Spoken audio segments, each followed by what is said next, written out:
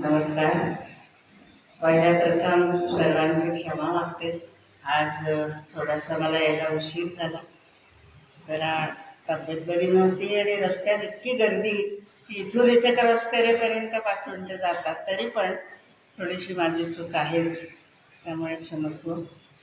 आज आपला विषय आहे चोखा मेळा, संत चोखा मेळा. थोडासा उपेक्षित असाच हा विषय आहे. जितकं इतर संतांबद्दल बोललं जातं तेवढं चोखा मेळ्याबद्दल बोललं जात नाही. त्याची कारणं अनेक आहेत. मी जेव्हा या विषयाचा विचार करायला लागले, आवाज येत नाही,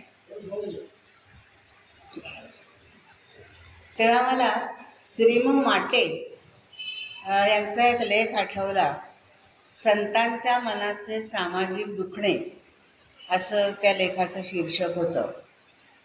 शीर्षक वाचल्यावर असं वाटलं की संतांचं दुखणं आणि तेही सामाजिक, नेमकं काय म्हणायचं असेल यामध्ये माट्यांना. माट्यांची पार्श्वभूमी आपल्याला माहीत आहे की ते मराठीचे प्राध्यापक होते, पण सामाजिक काम त्यांनी केलेलं आहे. अस्पृश्योद्धाराचं कार्य त्यांनी केलेलं आहे आणि अक्षरशः अस्पृश्य वस्तीमध्ये रात्री जाऊन अगदी इथेच टिळक रोड क्रॉस केल्यावर पलीकडच्या गल्लीमध्ये तिथे ते हातात दिवा घेऊन तिथल्या मुलांना शिकवायला जात असत. हे मी वाचलेलं आहे. म्हणजे खरोखरच कृतिशील असे त्यांचे काही प्रयत्न या दृष्टीने होते. पण माटे काय किंवा सावरकर काय यांचं नाव सहसा कधी घेतलं जात नाही. पण या माणसाने काम केलेलं आहे, याची जाणीव आपण ठेवायला पाहिजे. हे सगळं आठवलं चोखा मेळ्याबद्दल वाचताना किंवा विचार करताना. चोखा मेळा आपल्याला माहिती आहे की हीन जातीमध्ये जन्माला आलेला एक सामान्य मजुरी ते करत असत आणि गरिबीमध्ये त्या काळी जसं एक साधं जीवनमान होतं त्या पद्धतीने त्यांची सगळी राहणी होती. पण सर्व संतांचा सहवास त्यांना लाभलेला असल्यामुळे हृदयामध्ये विठ्ठल भक्ती होती आणि अभंग रचना करण्याची उर्मीही होती. हा जो सगळा काळ आहे, हे 12व 13व शतक हे राजकीय, सांस्कृतिक आणि वाङ्मयदृष्ट्या फार वेगळं आणि वैशिष्ट्यपूर्ण आहे. इथे आपल्याला असं दिसतं की समाज हा असा 2 स्तरांवरती जगत होता. या काळामध्ये राजा रामदेवराव यादवांची सत्ता होती. त्यानंतर अल्लाउद्दीन खिलजीच्या 3 स्वाऱ्या झाल्या आणि यादवांची सत्ता संपुष्टात आणली. ही संपुष्टात केवळ त्यावेळेचं वैभव नष्ट झालं, सत्ता गेली एवढाच भाग नव्हता. तर यादव राजे हे जनहिताची कामं करणारे, अतिशय म्हणजे कला किंवा विद्वत्ता यांना मान देणारे असे होते आणि त्यांच्या कारकिर्दीमध्ये बरीच भरभराट झालेली होती. म्हणजे ज्याला एक सुखी, समृद्ध, संपन्न असा समाज म्हणतो, त्या समाज निर्मितीचं काम या काळामध्ये झालेलं होतं आणि ही राजवट संपुष्टात आली म्हणजे हे सगळं नष्ट झालं. हे संस्कार, ही कलामूल्य वगैरे जी समाजात रुजलेली होती, त्या थोडंसं अगोदरच ज्ञानेश्वरीचं लेखन झालेलं आहे. ज्ञानेश्वरांचा काळ हा तोच काळ आहे आणि या काळाचे संस्कार घेऊन किंबहुना ज्ञानेश्वरांच्या शिकवणुकीचे संस्कार घेऊन आजूबाजूला जी लहान लहान संत मंडळी अभंग रचना करू लागली, ईश्वरभक्ती करू लागली, त्यामध्ये एक चोखा मेळा होते. ज्ञानेश्वरांनी 2 प्रकारची क्रांती केलेली आहे. एक म्हणजे संस्कृतचं जोखड त्यांनी दूर केलं आणि सर्वसामान्य माणसांच्या भाषेत म्हणजे प्राकृत म्हणजेच मराठी भाषेमध्ये त्यांनी रचना केली. त्यामुळे अवघड तत्त्वज्ञान व्यक्त करायला मराठी समर्थ आहे हे एक सिद्ध झालं. आणि सर्वसामान्य माणसांपर्यंतही ज्ञानगंगा पोहोचायला लागली. हा एक भाग झाला. आणि दुसरी जी क्रांती त्यांनी, सामाजिक क्रांती, पण त्यालाही मर्यादा होत्या त्या काळानुसार. ती भक्तीच्या क्षेत्रामध्येच त्यांनी केली किंवा करू शकले. आणि ती म्हणजे सामाजिक समानता. भक्तीच्या क्षेत्रामध्ये स्त्री पुरुष, गरीब श्रीमंत, लहान मोठा, अमक्या जातीचा असा कुठलाही भेद मानायचा नाही, ही शिकवण ज्ञानदेवांनी दिल्यामुळेच मग ही जी सगळी संत मंडळी होती, चोखोबा असेल, नरहरी सोनार होते, बंका होता, कर्ममेळा त्यांचाच मुलगा, सोयराबाई, जनाबाई, कानोपात्रा, नरहरी सोनार, ही जी सगळी विविध व्यवसाय करणारी मंडळी होती. जाती जाती तरी कुठून आल्या? त्या या व्यवसायातनंच निर्माण झाल्या होत्या. खरं म्हणजे अशा जाती वगैरे कुठेही नव्हत्या मुळामध्ये, पण व्यवसायानुसार त्या पडत गेल्या. आणि ज्ञानेश्वरांनी पहिल्यांदा ही शिकवण दिली की कुठल्याही प्रकारे जातीभेद हे भक्तीच्या क्षेत्रात तरी असू नये. आणि म्हणून या काळाला आध्यात्मिक लोकशाही म्हटलं गेलं की सर्व स्तरातली ही मंडळी धिटाईने अभंगरचना करायला लागली आणि सगळ्यांबरोबर वावरायला लागली, भक्ती करायला लागली. चोखामेळा सुद्धा, चोखामेळा मंगळवेढ्याचे. मंगळवेढा हे गाव असं होतं की जिथे अनेक धर्मपंथ अस्तित्वात होते. म्हणजे तिथे वैदिक धर्म होता, नाथ संप्रदाय होता, महानुभाव होता, लिंगायत बसवेश्वरांचा त्यांची जी शिकवण, समानतेची शिकवण होती, तर तीही त्या ठिकाणी होती. बौद्ध जैन धर्म होते आणि एक 12-13 संत त्या भागामध्ये होते. त्यामुळे गावातलं एक वातावरण समानतेचं आणि भक्तिमान अशा प्रकारचं होतं. मंगळवेढ्यापासून पंढरपूर जवळ, मंगळवेढ्याहूनच आजही दिंड्या जातात. तर तशी ही मंडळी सगळी ज्या वेळेला पंढरीच्या वारीला जात असत, ते कुठेतरी चोखोबांनी पाहिलेलं असलं पाहिजे आणि त्यांच्याही मनावर तो प्रभाव पडला. तेही कधी कधी त्यांच्याबरोबर जायला लागले असले पाहिजे. आणि त्यातून मग त्यांना नामदेवांची तिथे भेट झाली आणि नामदेवांना त्यांनी गुरु मानलेला आहे आणि नामदेवांनाही या शिष्याबद्दल अत्यंत प्रेम आणि जिव्हाळा होता. तेव्हा असा जो सगळा घटनाक्रम जर पाहिला तर आपल्या लक्षात येतं की ज्याला आपण एक सामाजिक सरमिसळ झाली चांगल्या अर्थाने, तर त्याचे परिणाम चांगले कसे होतात समाजावरती, त्याच्यामुळे माणसाला एक आत्मविश्वास येतो. पण मगाशी मी म्हटलं तसं की 2 स्तरावर जगणारा हा समाज आणि त्यातली काही माणसं होती, त्यापैकी चोखामेळा एक होता. चोखामेळा हा कधीही विसरू शकला नाही की आपली जाती हीन आहे, आपण शूद्र आहोत. आणि म्हणून जोहार घालणं, वेशीवर राहणं, वेशीबाहेर राहणं, निरोप पोचवणं, उष्टा टाकलेल्या अन्नावर जगणं, हे सगळं त्यांनी स्वीकारलं होतं. म्हणजे ज्याला आपण कर्मसिद्धांत म्हणतो ना, त्या कर्मसिद्धांतावरती विश्वास ठेवून जगणारा, खाली मान घालून आयुष्यभर राहिलेला असा हा होता. पण गंमत म्हणजे त्याच्या अनेक अभंगांमध्ये मात्र विद्रोह दिसतो. तिथे त्यांनी सामाजिक विषमतेविरुद्धची चीड व्यक्त केलेली आहे, राग व्यक्त केलेला आहे आणि दुःखही व्यक्त केलं आहे. म्हणजे एका बाजूला वेदना आणि एका बाजूला बंडखोरी, असं हा सूर आपल्याला शेवटपर्यंत या समाजाचा दिसतो. तेव्हा हे थोडंसं आपल्याला विचित्र वाटतं की एकीकडे तर हा हे सगळं व्यक्त करतो आहे आणि जगताना मात्र म्हणजे एक प्रकारचे आपण म्हणू जीवनाशी, भोवतालच्या समाजाशी केलेली ही तडजोड असेल कदाचित. पर्याय नव्हता. सामाजिक परिस्थितीचा एक दबाव माणसावरती असतो, तसा तो त्या काळी तर प्रचंडच असला पाहिजे. आणि अशा प्रकारचं हे चोखोबाचं व्यक्तिमत्व आपल्याला दिसतं. त्याची पत्नी सोयराबाई, मुलगा कर्ममेळा, बहीण निर्मळा आणि मेवणा बंका, आपल्याला माहिती आहे ती नावं. आणि हे सगळं कुटुंब ईश्वर भक्ती करणारं होतं. सर्वजण उत्तम अभंग रचना करणारे होते. पण चोखोबा इतकी सोयराबाई ही अगदी सहजतेने सगळं स्वीकारणारी नव्हती. तिने तर कडक शब्दामध्ये या सामाजिक विषमतेचा निषेध केलेला दिसतो आणि त्याच्याही पुढे कर्ममेळा गेलेला आहे. कर्ममेळाने तर खूपच चिडून हे सगळं लिहिलेलं आहे की आम्हाला जो अन्यायाने जे वागवलं जातं, माणूस पण आमचं जे नाकारलं जातं, त्याच्याबद्दलचा तीव्र संताप त्याच्या रचनांमध्ये आपल्याला दिसतो. निर्मळ्याची काही थोडी रचना आहे. आपल्या भावावर, चोखोबावर तिचं अत्यंत प्रेम होतं. बंकालाही त्यांच्याबद्दल खूप आदर होता.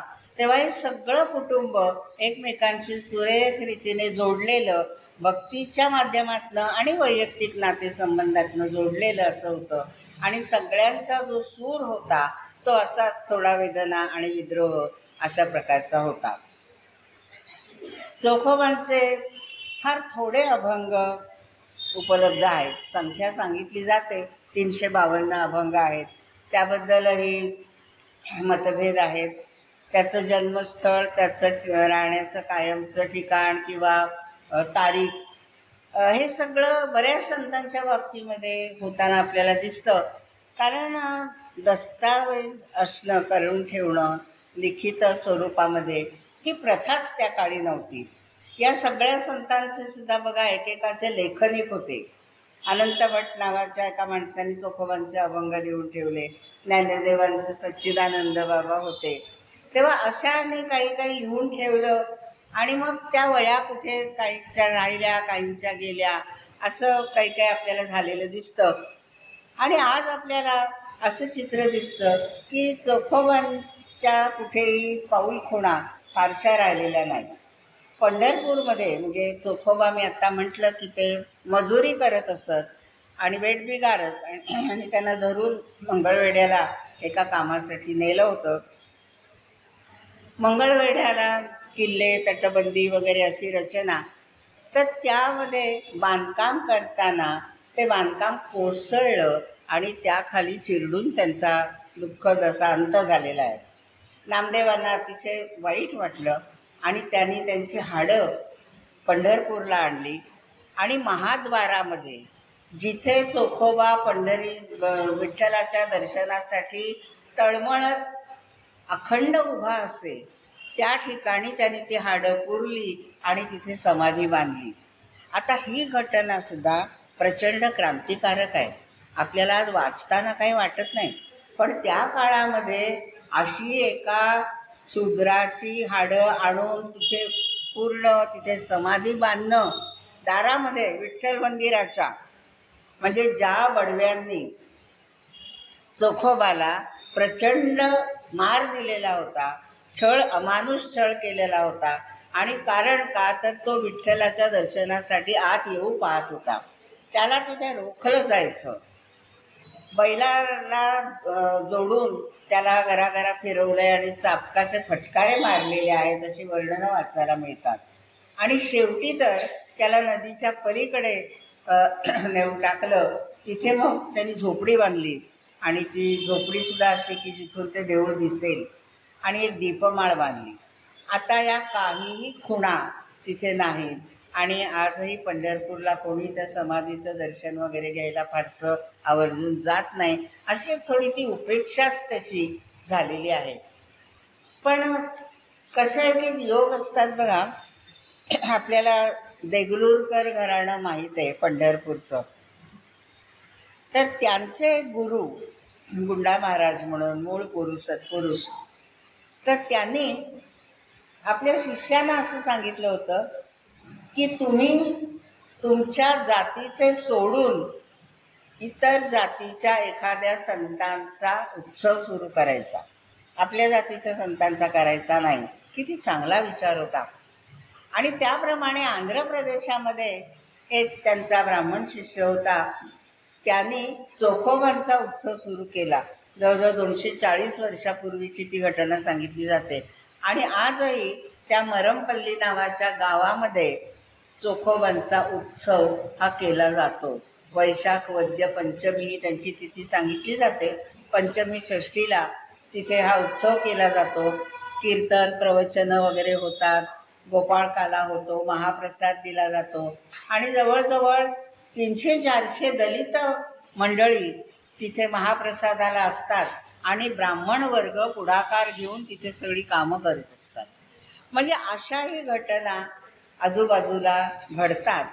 तर समाजाचा एक इतिहास किंवा आपल्या धर्माचा हा वाचत असताना, पाहत असताना काही गोष्टी जशा आनंददायक असतात तशा काही क्लेशकारकही असतात, की असं सगळं हे करावं लागतं. आणि खुद्द महाराष्ट्रामध्ये मात्र फार काही त्याच्या कुठे पाऊलखुणा, आता ती दीपमाळही नाही, झोपडी तर नाहीच नाही, पण उद्ध्वस्त सगळं झालं. कोणीतरी ती जमीन विकत घेतली, सगळं मुळातलं उखडून टाकलं, म्हणजे पंढरपूरमध्येही त्याचं काहीही राहिलेलं नाही. तेव्हा एका बाजूनी चोखोबा हे या अशा सनातनी कर्मठ माणसांकडून नाथाडले गेले आणि पुढच्या काळामध्ये जेव्हा आंबेडकरी चळवळीचा उदय झाला, दलित वर्ग जागृत झाला, त्यांची अस्मिता जागृत झाली, त्यावेळेला या तरुणांनी सुद्धा चोखोबाला नाकारलं. का नाकारलं?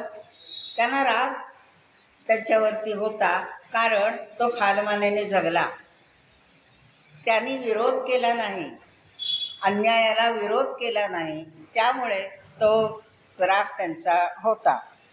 पण एखादा द्रष्टा आणि विचारी माणूस कसा असतो पहा. आंबेडकरांनी मात्र ओळखलेलं होतं की चोखोबांनी त्याच्या परीने बंडखोरी अभंगातून का होईना केली होती. तो काळ अनुकूल नव्हता. म्हणजे आपल्याला माहिती आहे की साने गुरुजींनी एवढं उपोषण केलं, दरवाजे खुले केले, तरीसुद्धा फार फरक पडला नाही. तेव्हा राजकीय क्रांती एखाद्या रात्रीत होऊ शकते, सामाजिक क्रांती होत नाही. परंपरा इतकी घट्ट असते, इतकी चिवट असते आणि लोकांच्या मनावर एवढा प्रचंड पगडा असतो त्या गोष्टीचा, की ती बदल त्याच्यामध्ये करणं म्हणजे आपण दूर फेकले जाऊ समाजापासनं, आपल्याला कोणी आपल्यात घेणार नाही, आपला अपमान होईल किंवा अनेक शंका लोकांच्या मनात येतात. तेव्हा 4 चौघांसारखं वागावं हे बरं, असं एक सर्वसामान्य माणसाची धारणा असते. त्या प्रवाहाच्या विरुद्ध पोहणं कुठल्याच बाबतीमध्ये सोपं नसतं. हे आंबेडकरांनी ओळखलं आणि त्यांचा ग्रंथामध्ये द अनटचेबल्स हा ग्रंथ त्यांनी चोखोबा, नंदनवार म्हणून एक कर्नाटकातला असा अस्पृश्य संत होता, आणि रोहिदास, या तिघांना त्यांनी तो ग्रंथ अर्पण केलेला आहे. तेव्हा ही जी दृष्टी असते की ज्यांनी त्या संबंध सामाजिक परिस्थितीचा नुसताच अभ्यास केला नाही, तर खोलवर जाऊन विचार केला की हे का घडलं असेल. अनेक घटना अशा असतात की त्याबद्दल टीका करणं किंवा दोष देणं फार सोपं असतं, पण मुळाशी विचारी माणूस नेहमी मुळाशी जातो आणि तो हे शोधून काढतो की हे का घडलं असेल, त्याला का मर्यादा आल्या असतील. त्या सांगायचा मुद्दा असा आहे की या सगळ्या संतांनी आपापल्या परीने संघर्ष केला होता. प्रमाण कमी जास्त असेल. आपल्याला ह्यांचा हा अभंग माहीत आहे, अतिशय प्रसिद्ध चोखामेळ्यांचा अभंग आहे. अनेक ठिकाणी त्यांनी आपलं जे दुःख व्यक्त केलं त्याच्यामध्ये हा अभंग आहे. एक म्हणजे प्रसिद्ध असा हा माहितीच आहे आपल्याला, ज्या वेळेला बडव्यांनी त्यांना खूप त्रास दिला, असह्य झाल्या वेदना, त्यावेळे धाव घाली विठू आता चालू नको मंद, अनेकदा आपण ऐकलेलं आहे. मज मारिती बडवे काहीतरी अपराध, विठोबाचा हार तुझ्या कंठी कसा आला, शिव्या देऊन मारा म्हणती देव का बाटला. आता अशी एक आख्यायिका सांगितली जाते की विठोबानेच आपला हार त्याच्या गळ्यामध्ये प्रेमाने घातला, बडवे काही त्याला आत येऊ देत नव्हते, आणि आळ घेतला बडव्याने त्याच्यावरती की तू आमचा विठोबाचा हार चोरलास. तेव्हा चोरीचा आळ घेऊन त्यांनी हे केलेलं आहे. त्या सनातनी लोकांचे वाभाडे त्यांनी कसे काढलेत बघा. माकडाचे परी हालविती मान, दावी थोरपण जगामध्ये, स्वहिता मुकले स्वहिता मुकले, बळी झाकी डोळे नाक धरी, माळा आणि मुद्रा दावितात सोंग, डोलविती अंग रंग नाही. तेव्हा या ढोंगी माणसांविषयीचा एक संताप याच्यातनं त्यांनी व्यक्त केले आणि त्यांचं ढोंग त्यांनी उघड केलेलं आहे. प्रत्यक्ष वागण्यामध्ये तो हे करू शकत नव्हता, पण आपल्या आता शेवटी टिकलं काय, तर हे अभंग टिकली, हे लक्षात घ्या. त्याचं चरित्र, त्याचं वागणं हे त्याच्याबरोबर गेलं. पण आज ज्या वेळेला आपण या संत साहित्याचा अभ्यास करतो किंवा त्यावेळेच्या सामाजिक परिस्थितीचा अभ्यास करतो, त्यावेळेला लक्षात येतं की या माणसांच्या मनातली खतखत काय होती, दुःख काय होतं. आणि हा अंगार त्यांनी कसा व्यक्त केला. एकासी कदान्न एकासी मिष्टान्न, एका न मिळे कोरान्न मागताची, मागून सुद्धा मिळत नाही. एकासी वैभव राज्याची पदवी, एक गावोगावी भीक मागी. तेव्हा ही अवस्था का आली. ही माणसं कष्ट करत होती, काम करत होती, आणि तरीही हे धर्ममार्तंड आणि सत्ताधारी दोघेही त्यांना दूर लोटत होते. ही गोष्ट त्यांच्या जिव्हारी लागली तर त्यात काही नवल नव्हतं. सोवळ्या ओळ्याच्या ज्या कल्पना, त्याच्यामुळे हे घडलं आणि ते अनेक संतांनी व्यक्त केलं आहे. कोण तो सोवळा कोण तो ओवळा, दोन्हीचा वेगळा विठ्ठल माझा. विठ्ठल सोवळाही नाही, विठ्ठल ओवळाही नाही, आणि आधी अंती विटाळ आहे, हे शब्द त्यांचे आहेत. सोयर आणि सुतक दोन्ही मानलं जातं. तेव्हा हे जे काही आहे हे सत्य परिस्थिती काय आहे हे जाणण्याची मानसिकताच त्यावेळच्या समाजामध्ये नव्हती, आणि त्यामुळे त्यांना हे सगळं सोसावं लागलं. पण तुकाराम किंवा एकनाथ याने मात्र चोखोबांचा गौरव केलेला आहे. चोखोबाला तुकारामाने गणेशाचं स्थान दिलं आहे. ते काय म्हणतात, चोखोबा माझा गणपती, राधाई महारिण सरस्वती. देहूमध्ये चोखोबांचं मंदिर आहे.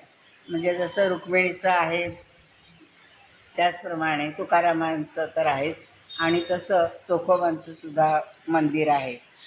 तेव्हा हे जे आपल्याला त्यांच्या सगळ्या वागणुकीमध्ये आणि रचनेमध्ये दिसतं, त्याच्यातनं त्याने आपलं अंतःकरण, म्हणजे मी मगाशी जे म्हटलं की संतांच्या मनाचं सामाजिक दुखणं कुठे वाचता येतं, तर ते त्यांच्या रचनांमधनं, त्यांच्या अभिव्यक्तीतनं.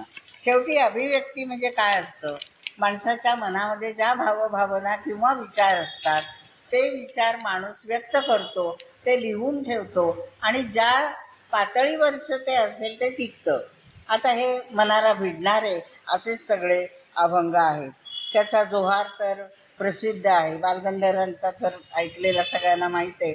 त्याचा संदर्भ परत वेगळा बालगंधर्वांच्या ह्याच्यातला, पण मुळामध्ये हे आहे, जोहार मायबाप जोहार, तुमच्या महाराचा मी महार, बहु भुकेला जाहलो, तुमच्या उष्ट्यासाठी आलो, बहु केली आस, तुमच्या दासाचा मी दास, चोखा म्हणे पाटी आणली तुमच्या उष्ट्यासाठी. पाटी म्हणजे ते टोपली अशी, तुमचं उष्ट अन्न तरी आम्हाला घाला, असं हे सगळं म्हणताना आपल्याला दिसत आहेत. आणि पुन्हा सगळ्या समाजाला ते बजावतायत, ऊस डोंगा परी रस नाही डोंगा, काय भुललासी वरलिया सोंगा. त्या समाज हा वरच्या सोंगाला, म्हणजेच काय तर जात पात धर्म रंग रूप व्यवसाय पैसा माणसाजवळ किती आहे, आजही तेच चालतं बरेचदा, की ज्याला आपण एक शोमनशिप म्हणतो, ती त्या काळी नव्हतीच. पण वरवर विचार करणं हा समाजाचा किंवा समुदायाचा म्हणूया आपण एक गुणधर्म असतो. ते खोलात जाऊन विचार करत नाहीत, त्यांना जाग आणावी लागते, आणि ती जाग ही वारंवार या सगळ्या मंडळींनी आणलेली आपल्याला दिसते. सोयराबाईचे अतिशय छान अभंग आपल्याला माहीत आहेत, अतिशय प्रसिद्ध अभंग माहिती आहे, अवघा रंग एक झाला, रंगी रंगला श्रीरंग, आणि मी तू पण गेले वाया. तेव्हा इतक्या आर्त आणि सुंदर रचना, म्हणजे खरंच कमाल वाटते की कितीचं शिक्षण असेल या माणसांचं, अगदी थोडं, पण तरीही ही भाषा, हे शब्द, हे भाव त्यांनी कसे व्यक्त केले असतील, म्हणजे त्याच्यातली जी अस्सलता आहे ना, त्याने अक्षरशः थक्क व्हायला होतं की हे गोष्ट सोपी नाही आहे, शिक्षितांना सुद्धा जमणार नाही. याचं कारणच आहे अंतरीचा उमाळा. अंतरीचे धावे स्वभावे बाहेरी म्हणतात ना, तसं आहे की जे मनामध्ये त्यांच्या दुःख असेल, आनंद असेल, भक्ती असेल, त्या भावनांचा म्हणजे एक प्रकारचा सगळ्या जगण्यातलाच जो सच्चेपणा होता, तो सच्चेपणा शब्दांमधून व्यक्त होत होता. सुरेख आणखीन एक त्यांचा अभंग आपल्याला माहिती आहे, अबीर गुलाल उधळीत रंग, नाथा घरी नाचे माझा सखा पांडुरंग. आणि हे सगळ्या रेकॉर्ड्स निघाल्यामुळे तर आपल्याला अधिकच माहितीच्या गोष्टी आहेत. चोखोबा मान्य करतात की मी काही कोणी विद्वान नाही, शिकलेला नाही, माझ्याजवळ काय आहे तर फक्त भक्तिभाव आहे, बाकी माझ्याकडे काही नाही. आम्हा न कळे ज्ञान, न कळे पुराण, वेदांचे वचन न कळे आम्हा. आम्हाला वेद, शास्त्र, पुराण हे काहीही कळत नाही, हे तो मान्यच करतोय. मग आमच्याजवळ काय आहे तर फक्त वेडी बाबडी भक्ती आहे, आणि ती आम्ही मनापासून करतो, हे चोखोबा अगदी स्पष्टपणे आणि मोकळेपणाने सांगतात. त्याची त्यांना खंत नाही आहे.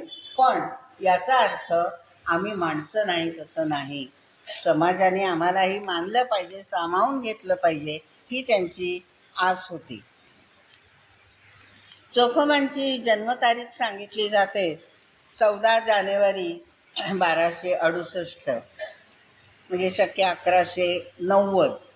14 जानेवारी म्हणजे संक्रांतीचा दिवस आहे, नाही का. त्यांच्या आईवडिलांच्या नावांबद्दल सुद्धा मतभेद आहे. सावित्रीबाई हे आईचं नाव आणि सुदामा येसकरे वडिलांचं नाव सांगितलं जातं, पण अजूनही काही नावं काही जण सांगतात. चोखोबा निधन केव्हा पावले तर आत्ता म्हटलं तसं वैशाख वद्य पंचमीला 1260 म्हणजे 70 वर्षाचं आयुष्य चोखोबांना मिळालेलं आहे. 3 गावांशी त्यांचा संबंध आहे. एक बुलढाण्यातलं मेहुणपुरा, दुसरं मंगळवेढा, आणि तिसरी त्यांची कर्मभूमी म्हणायला पाहिजे ती म्हणजे पंढरपूर. या 3 गावांमध्ये त्यांचं वास्तव्य झालं. आणि हा जो काळ होता, हा मी आत्ता म्हटलं तसं सर्व संतांची मांदियाळी ज्या काळामध्ये होती, म्हणजे निवृत्ती ज्ञानदेव, सोपान मुक्ताबाई होती, नामदेव होते, जनाबाई होती, कानोपत्रा, ही नामदेवांच्या भोवताल आपलं ज्ञानदेवांच्या भोवतालची जी संतांची प्रभावळ होती, त्या प्रभावळीमध्ये चोखोबा सामील झालेले आपल्याला दिसतात. आणि मंगळवेढ्यामध्ये मी म्हटलं तसं इतर धर्मपंथ होते, त्याप्रमाणे सुफी पंथाची सुद्धा माणसं होती आणि प्रभाव होता. त्यामुळे सोयराबाई किंवा चोखोबा यांच्या अभंग रचनांमध्ये अरबी फारसी शब्दांचा काही भरणा आपल्याला आढळतो, सुफी पंथांचा एक प्रभाव असल्यामुळे. नामदेवांची भेट या सगळ्या वारीच्या काळामध्ये त्यांची झाली असावी. आणि चोखोबा म्हणतायत, चोखा म्हणे माझा नामदेव प्राण, घालीन लोटांगण जीवे भावे. आणि नामदेवही म्हणतायत, चोखा माझा जीव, चोखा माझा भाव, कुळ धर्म देव चोखा माझा. तेव्हा गुरु आणि शिष्य दोघांनीही एकमेकांबद्दल इतकं प्रेम, इतकी माया व्यक्त करावी अशी उदाहरणं कमी असतात. जनाबाईला सुद्धा चोखांबद्दल अतिशय प्रेम होतं. म्हणजे चोखोबांबद्दल, सोयराबाईंबद्दल अत्यंत माया होती. चोखा मेळा संत भला, तेणे देव भुलविला, अशी त्यांच्या भक्तीची महती ही जनाबाईंनी सांगितलेली आपल्याला दिसते.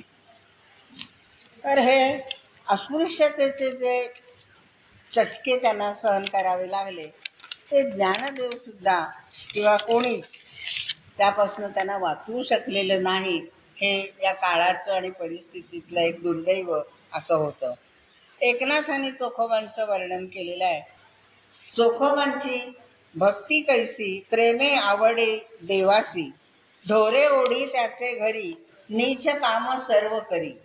चोखोबांचं काम ही गुरे, मेलेली गुरंढोरं ओढणं वगैरे अतिशय समाजाने हलकी समाजात मानली गेलेली जी कामं आहेत ती सगळी त्यांना करावी लागत होती आणि त्याचं वर्णन या सगळ्यांमध्ये केलेलं आपल्याला दिसतं. या सगळ्याचा जो परिणाम त्यांच्या मनावरती झालेला होता आणि तो त्यांच्या वेळोवेळी अभंग रचनेमधनं व्यक्त झालेला आहे. कर्ममेळा कसं ठणकावून बोलतो, अमुची केली ही न याती, तुझं का न कळे श्रीपती, असा थेट प्रश्न कर्ममेळ्यांनी साक्षात परमेश्वराला केला की समाज तुझ्या डोळ्या देखत आम्हाला भेदभावाची वागणूक देतो आहे, हे तुला कळत नाही आहे का, तुला दिसत नाही आहे का. त्यात जसं त्या काळामध्ये हे अवघड होतंच, पण करण्याचं धाडस अभंगाच्या माध्यमातून तरी काहींनी केलेलं आहे आणि थेट परमेश्वराला प्रश्न विचारलेला आहे. कानोपात्रेने अशा प्रकारचे अभंग लिहिलेले आहेत, नाही असं नाही. तेव्हा हे सगळं जे आपण बघतो त्याच्यामुळे असं वाटतं की या माणसांना समाजाने इतकं वाईट वागवलं आणि इतक्या यातना दिल्या, पण त्यांनी कुठेही समाजाला शिव्याशाप, तळतळाट, राग हा व्यक्त केलेला नाही. याचं कारण भक्तीचे संस्कार होते, भावना व्यक्त केल्या, पण समाजाबद्दल ज्ञानेश्वरांनी सुद्धा, ज्ञानेश्वरांच्याही वाट्याला वेगळ्या प्रकारचं दुःख आलं. ब्राह्मण असून सुद्धा, म्हणजे त्या काळच्या भाषेत बोलायचं असेल तर, तरीसुद्धा त्यांनी कधीही नाही, एकच प्रसंग आपल्याला माहिती आहे, झोपडीचं दार लावून ते निराश होऊन बसले आणि ताटी उघडा ज्ञानेश्वरा असं मुक्ताबाईला त्यांची विनवणी करावी लागली. ते दुःख त्यांच्या मनामध्ये काही क्षण आलं, व्यक्त त्यांना सहन झालं नाही आणि ते लोकांपासून दूर असलेलंच बरं म्हणून झोपडीचं दार लावून बसले. पण मुक्ताबाईने त्यांची समजूत घातली की तुमचा जन्म कशासाठी आहे, लोकोद्धारासाठी आहे. तुम्ही लोकांकडे पाठ फिरवून जगू शकणार नाही, जगता कामा नये. तो ते तुमचं नियत कर्म नाही. आणि मग ते बाहेर आलेले आहेत हे आपल्याला माहिती आहे. तेव्हा ज्ञानदेवांसारख्या सिद्ध पुरुषाला सुद्धा ज्या वेदना जाणवल्या कधीतरी का होईना, त्या चोखामेळ्याला किंवा कान्होपातरीला जर जाणवल्या नसत्या तरच नवल होतं. पण या माणसांनी खरोखरच आपली पातळी कधी सोडलेली नाही. राग व्यक्त केला खरा, पण हा एक मला याच्यामधला फार मोठा महत्त्वाचा असा भाग वाटतो. अनंत भट्ट नावाच्या माणसाने त्यांचे अभंग लिहून घेतले आणि 2 नावं चोखोबांच्या चरित्रांच्या संदर्भामध्ये महत्त्वाची आहेत. एक म्हणजे मभा कदम नावाच्या गृहस्थाने चोखामेळा, सोयराबाई, कर्ममेळा, निर्मळा आणि बंका या सगळ्यांच्या अभंगांची एक पोथी, एक ग्रंथ असा विस्तृत तयार केलेला आहे आणि तो उपलब्ध आहे. त्याच्यामुळे त्यांची बऱ्याचशा रचना या व्यवस्थित टिकल्या. तसंच बुलढाण्याला तिथल्या महाविद्यालयाचे एक प्राचार्य बुटे म्हणून, तर त्यांनीसुद्धा चोखोबांची अभंग गाथा प्रसिद्ध केलेली आहे. त्याचप्रमाणे सकल संत गाथा आवट्यांनी प्रकाशित केलेली, त्यातही चोखोबांचे काही अभंग मिळतात. पण प्रक्षिप्त अभंग असतात. कुठला अभंग कोणाचा प्रत्येक ठिकाणी नामा म्हणे, चोखा म्हणे, तुका म्हणे असं असेलच असं नाही, असं काहीच्या बाबतीमध्ये दिसतं. त्यामुळे थोडीशी सरमिसळ किंवा अभंगांच्या संख्येविषयी निश्चित असं अनुमान करणं ही गोष्ट जड जाते.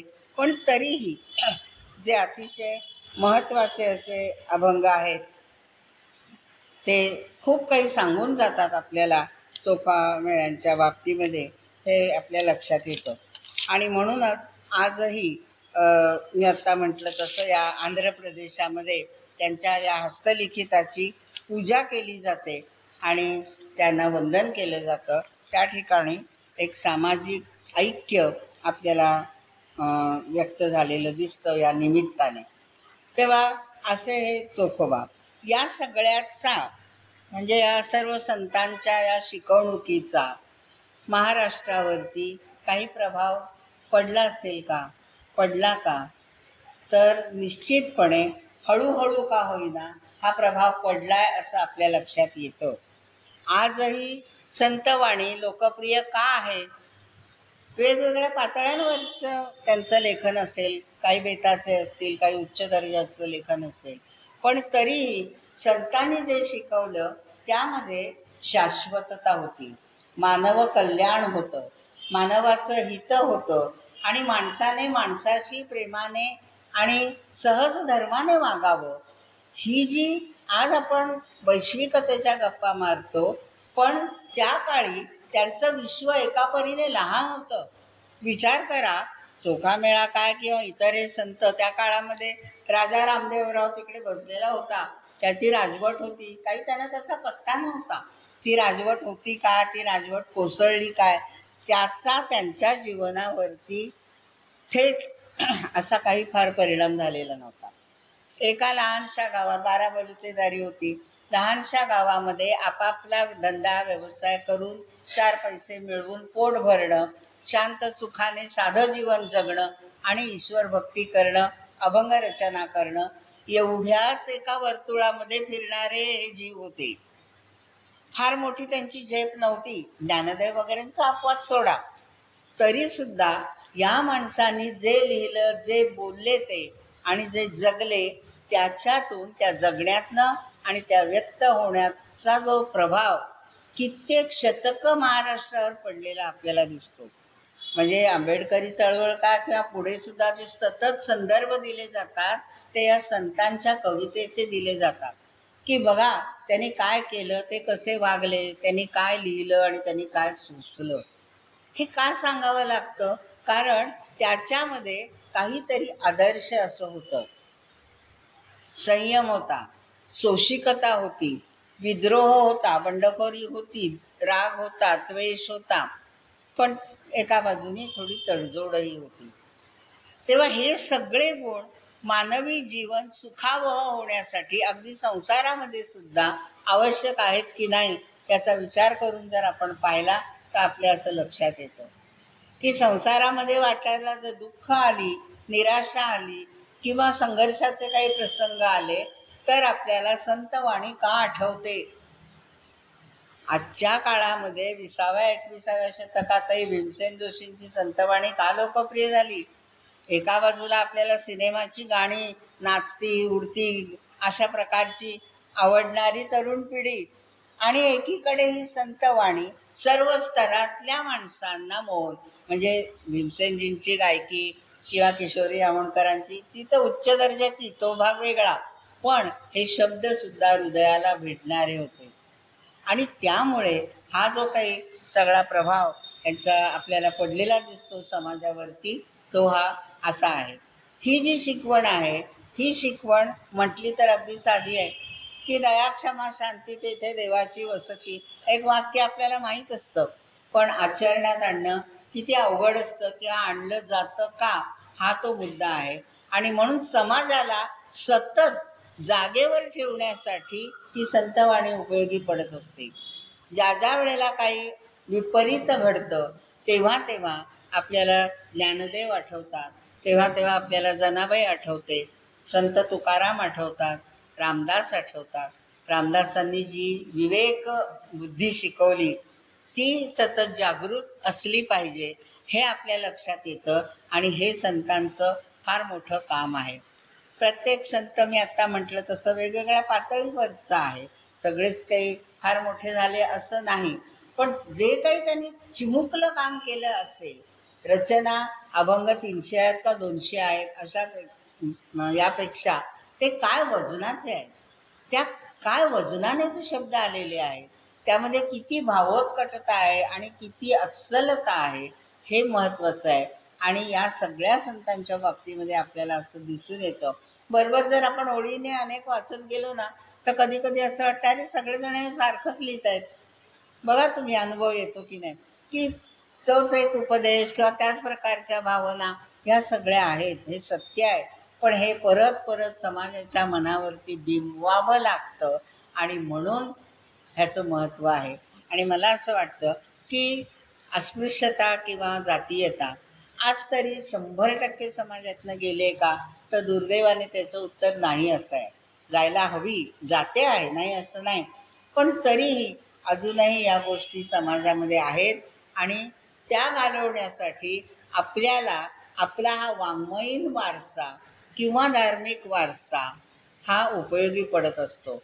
म्हणजे वर्तमानामध्ये जगायला हवं तसं भूतकाळातही आपल्याला डोकावलं पाहिजे आणि भविष्यकाळ उज्ज्वल होण्यासाठी त्याच्यामधलं जे सत्व आहे ते सत्व उचलून आपल्या वर्तमानकालीन जीवनामध्ये कुठे आणता येतंय का, हा विचार सतत करत गेलं पाहिजे.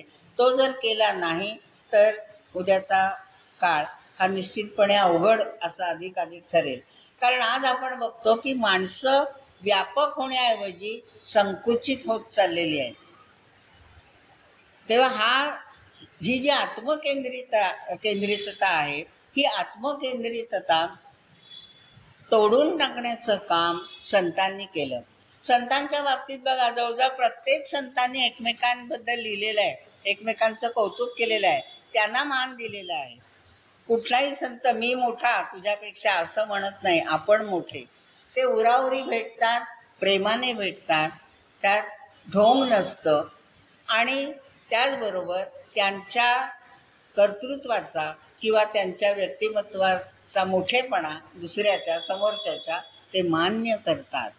आज समाजामध्ये मी मोठा, माझं लेखन, माझं वक्तृत्व, माझं कर्तृत्व, माझं पद हे कसं मोठं आहे हे सांगण्याची एक स्पर्धा चाललेली आपल्याला दिसते. आणि नुसतंच एवढं करून माणसं थांबत नाही, समोरच्याला तुच्छ कसं लेखायचं हे जे काही चाललेलं आहे. म्हणजे ही संत मंडळी कुठल्याही शाळा महाविद्यालयात गेलेली नव्हती, कुठल्याही युनिव्हर्सिटीच्या पदव्या नव्हत्या त्यांच्याजवळ, तरीसुद्धा त्यांचा जो आचार धर्म होता तो किती थोर होता हे आपल्या लक्षात येतं. आणि हे आतून माणसाला माहीत असतं. माणसाला मुळात सात्विकतेची ओढ असते, अस्सल काय हे माहीत असतं, आजही माहीत आहे. अगदी ढोंगी लबाड स्वार्थी माणसांनाही ते माहीत असतं, पण ते मान्य करायचं नसतं, कारण माझ्या स्थानाला कुठेतरी धक्का लागेल. मग हे संत का आवडतात, संत का महत्त्वाचे वाटतात, तर ते यासाठी की आतून कुठेतरी माहीत असतं की चांगलं काय आणि वाईट काय. त्याच्यासाठी या संत साहित्याचा अभ्यास किंवा वाचन, थोडीशी पुनरावृत्ती त्यामध्ये असते, काही शब्दांची रचना म्हणा किंवा काही भावना व्यक्त केलेल्या की आपल्याला सगळ्या सारख्या प्रकारच्या दिसतात. किंवा त्यांच्या उपमा वगैरे जर आपण पाहिल्या, नामदेव काय जनाबाई काय यांच्यामधल्या, ह्या सारख्या दिसतात, पण तरीसुद्धा तो भाव महत्त्वाचा आहे आणि तो फार दुर्मिळ आहे आजच्या काळामध्ये. तर आज आपण विज्ञान युगामध्ये जगतो आहोत, एक भौतिक समृद्धी आलेली आहे, पण त्या भौतिक समृद्धीतही माणूस शांत, सुखी, समाधानी, स्वस्थ का नाही याचं उत्तर जर आपण शोधायला गेलो तरी आंतरिक शांती जी संतांजवळ होती, काही त्यांच्याजवळ नव्हतं, जमीन जुमला नाही, बंगला मोटारी गाड्या काही नाही, काही नाही, काही नाही, पण ते सुखी होते.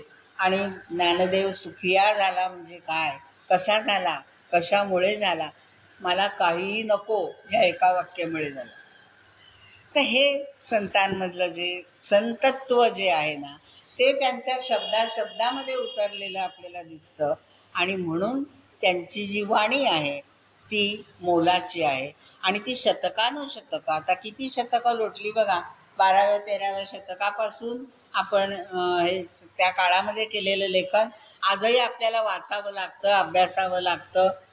कधी तुलनात्मक अभ्यास होतो, कधी व्यक्तिपर अभ्यास होतो, पण हा करावा लागतो. आणि मग लक्षात येतं की या सगळ्यांची जी थोरवी आहे, त्यांचं जे मोठेपण आहे किंवा त्यांची जी शिकवण आहे ती आजच्या अत्यंत प्रगत समजल्या जाणाऱ्या समाजालाही त्याची गरज आहे.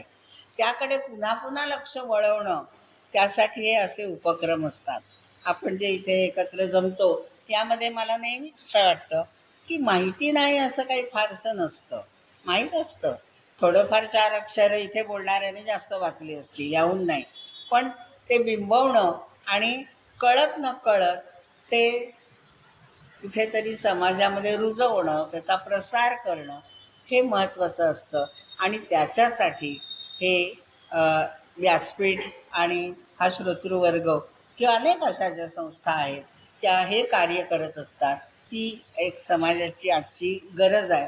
दुर्दैवाने अशा ठिकाणी फार थोड्या माणसांची पावलं वळतात आणि बाकीच्यांना जी आकर्षणाची जी केंद्र आहेत तिकडे माणसं जात असतात. जे उच्च दर्जाचं आहे ना ते नेहमी दुर्मिळ असतं आणि म्हणून त्याची आपण फार खंत करायची नाही. आम्हाला कॉलेजमध्ये किंवा इतर काही संस्थांमध्ये व्याख्यानाच्या वेळेला आमचे एक ज्येष्ठ सर होते, ते सांगायचे, एम एच्या वर्गात बसलायत असं समजा, समोर कदाचित 5च विद्यार्थी असतील, पण ते जर मनापासून ऐकायला तिथे आलेले असतील तर त्याच ताकदीने तुम्ही व्याख्यान दिलं पाहिजे. किती माणसं समोर आहे त्याला महत्त्व नाही. गायकसुद्धा हे करतात.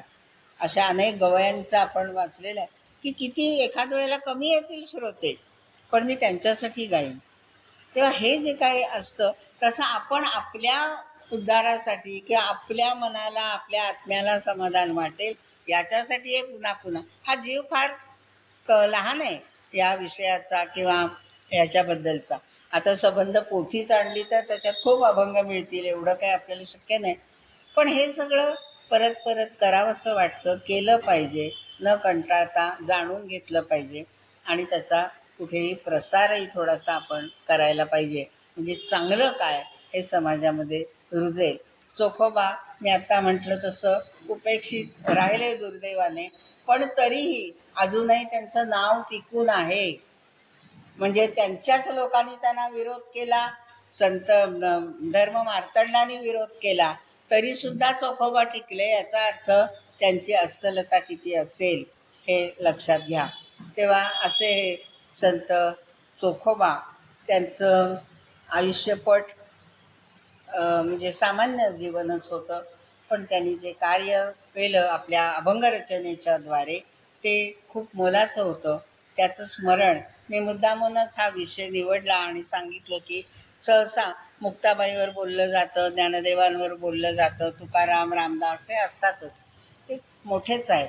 पण असे हे जे काही थोडेसे उपेक्षित संत आहेत, थोडं उपलब्ध आहे, पण त्यांच्याबद्दल सुद्धा आपण त्यांचं स्मरण कुठेतरी केलं पाहिजे. त्या दृष्टीने मी हा विषय घेतला. धन्यवाद. थांबते.